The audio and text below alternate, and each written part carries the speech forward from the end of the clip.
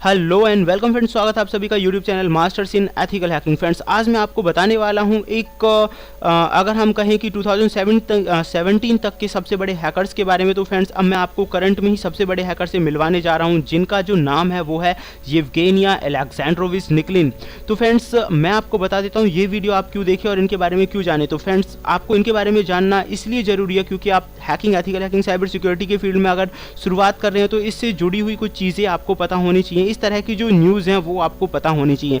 Number 1 friends, इन्हें मैंने 2017 का सबसे बड़े हैकर्स में काउंट करने का जो कारण है वो मैं आपको बताना चाहूँगा। इसका सबसे बड़ा कारण है कि इनकी वजह से ही, यानी कि येवगेनिया निकलिन की वजह से ही अमेरिका और रूस के बीच एक ऐसी स्थिति बन गई जिससे लड़ाई शुरू हो सकती थी या फिर इंटरनल जो युद्ध है वो शुरू हो सकता था, क्योंकि दोनों देशों के बीच ऐसा वॉर हो गया कि ये जो है निकलिन है, इसका जो चार्ज है किस कंट्री को दिया जाए, रसिया को दिया जाए या अमेरिका को दिया जाए। तो फ्रेंड्स, इसका जो फैसला था वो आ चुका है और इनका जो चार्ज था, यानी इनके ऊपर जो सुनवाई करनी है, वो जो फैसला था वो संयुक्त राज्य के पक्ष में गया है। तो दो देशों के बीच अगर ऐसी स्थिति बन जाए तो एक मामूली बात नहीं है, तो हम कह सकते हैं बड़े हैकर हैं। नंबर 2 अगर मैं बात करूँ, इनके ऊपर आरोप है 100 मिलियन से ज़्यादा यूजर्स का डेटा चुरा कर उसे बेचने का। तो फ्रेंड्स, 100 मिलियन यूजर्स का डेटा चुराना कोई मामूली चीज़ तो होता नहीं है और ना ही बहुत छोटी सी हम इसे बात कह सकते हैं कि उनकी जो पर्सनल डिटेल्स हैं चुराना, तो 100 मिलियन यूजर्स बहुत बड़ा अमाउंट होता है।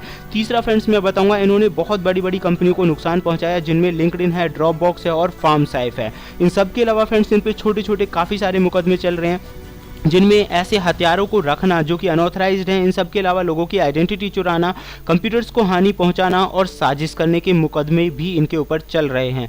तो फ्रेंड्स, इसीलिए मैंने बोला कि ये सबसे बड़े हैकर्स में काउंट हो सकते हैं। मैं आपको थोड़ा सा बता देता हूँ इन्हीं के बारे में। सन 2012 में हालांकि जो येवगेनिया अलेक्जेंड्रोविच निकलिन है, ये रूस के रहने वाले हैं और सन 2012 में इन पर आरोप लगाया गया कि इन्होंने लिंक्डइन, ड्रॉपबॉक्स और फार्मसाइफ को हैक किया है और उनके जो यूजर्स हैं उनका जो डेटा है वो चुराया है। फ्रेंड्स, बाद में इन्हें 5 अक्टूबर 2016 को FBI और इंटरपोल की मदद से पकड़ लिया गया है और जैसा कि मैंने आपको बताया कि इनका जो ऊपर सुनवाई होने का जो फैसला है वो अमेरिका में ही होगा।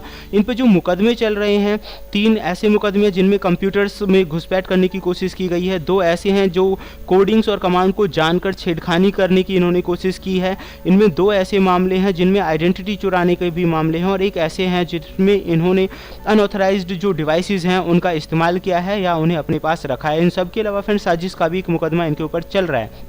मैं आपको बता देता हूं, अगर इन पे ये सारे मुकदमे प्रूफ हो पाते तो इन्हें लगभग 32 साल की सज़ा और $1 मिलियन का जुर्माना हो सकता है। फ्रेंड्स, ये मैंने आपको इसलिए बताया क्योंकि बहुत सारे लोग हैकिंग करना चाहते हैं और उन्हें लगता है कि हैकिंग एक मजाक है और हैकिंग के जरिए वो किसी के भी कंप्यूटर को हानि पहुंचा सकते हैं या फिर किसी को भी नुकसान पहुंचा सकते हैं। तो फ्रेंड्स, ये आप लोगों के लिए एक बहुत अच्छा मैसेज भी होगा कि अगर हैकिंग एक क्राइम है, बड़े बड़े हैकर्स भी इससे नहीं बच पाते हैं। आप अंदाज़ा लगा सकते हैं कि इन्होंने भी एक बहुत बड़े क्राइम को अंजाम दिया, जिसकी वजह से अगर पे ये प्रूफ हो गए तो 32 साल की सज़ा बहुत छोटी नहीं होती, इसमें तो किसी भी इंसान की ज़िंदगी निकल सकती है। फ्रेंड्स, मैं आपको बताऊं कि निकलिन की अगर मैं बात करूं तो निकलिन ने लगभग 100 मिलियंस जो यूज़र्स थे लिंक्डइन के, या फिर मैं कहूँ 117 मिलियन से ज़्यादा जो लिंक्स उपयोग करता है लिंक्डइन के।